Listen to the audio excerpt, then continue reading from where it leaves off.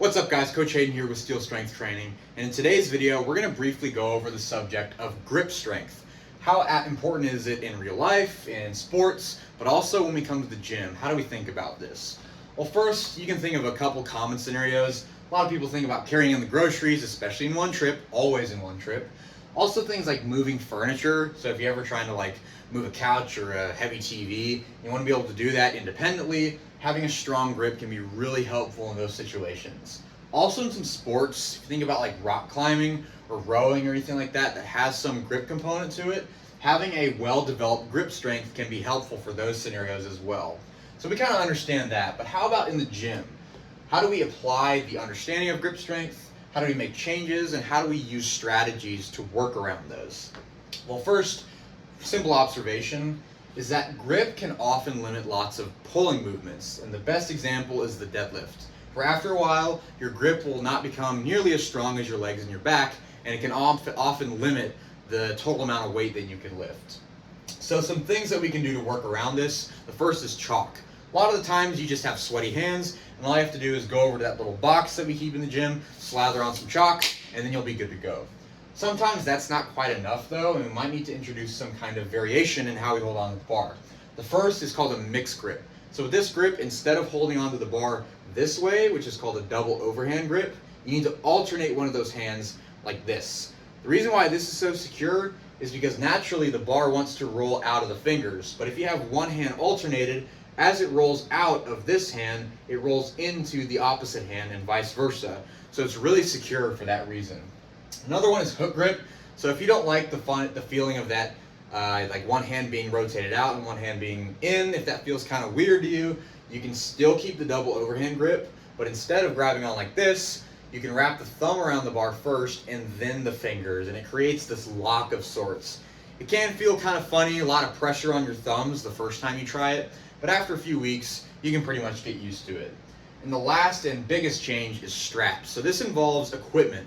This is usually a piece of fabric that wraps around your wrists and then can wrap around the bar as a result, and then that basically eliminates the necessity of grip to begin with.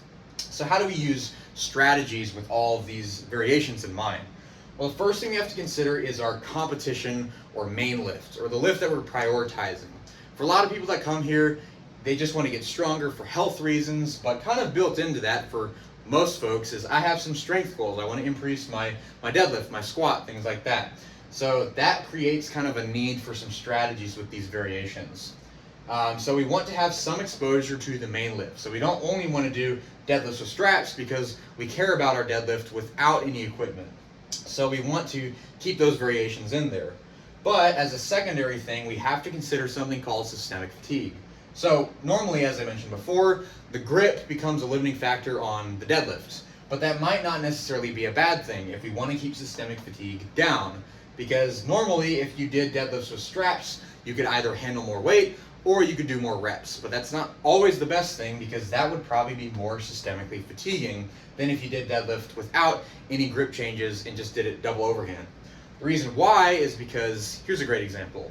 If you do a set of dumbbell curls, bicep curls, all the way to failure, it'll still be hard, but you won't be out of breath and feeling fatigued as much as you would if you did a really heavy set of deadlifts all the way to failure.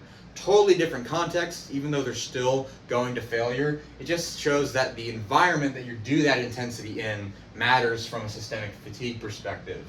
Another is training stress. So let's say that you really want to focus on bringing up the stimulus that your back and your legs are receiving.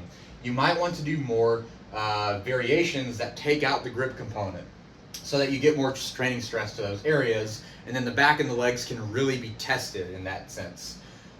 Straps in particular can also be easier on the hands, because after a while, if you do a lot of deadlifting volume, lots of sets, your hands can get chewed up a little bit, so straps can help with that. The last thing is overload variations. So if you think about doing deadlifts with straps, as I mentioned before, you can handle more weight or do more reps than you otherwise could if you didn't do that variation. So it gives your body a chance to experience what handling a heavy load like that feels like. And that can help, as a result, make your competition or main lift stronger. So just as a takeaway from this, grip can be really useful in everyday life and in some sports contexts, and we can use these strategies when it comes to the gym. But as I mentioned before, if all you care about is getting generally stronger and improving your health, then a lot of this doesn't really apply to you, but it can have some applications if you think about getting stronger in any one lift, and in this case, for types of pulling movements and things like that. Well, that's it for today, guys. Catch you next time.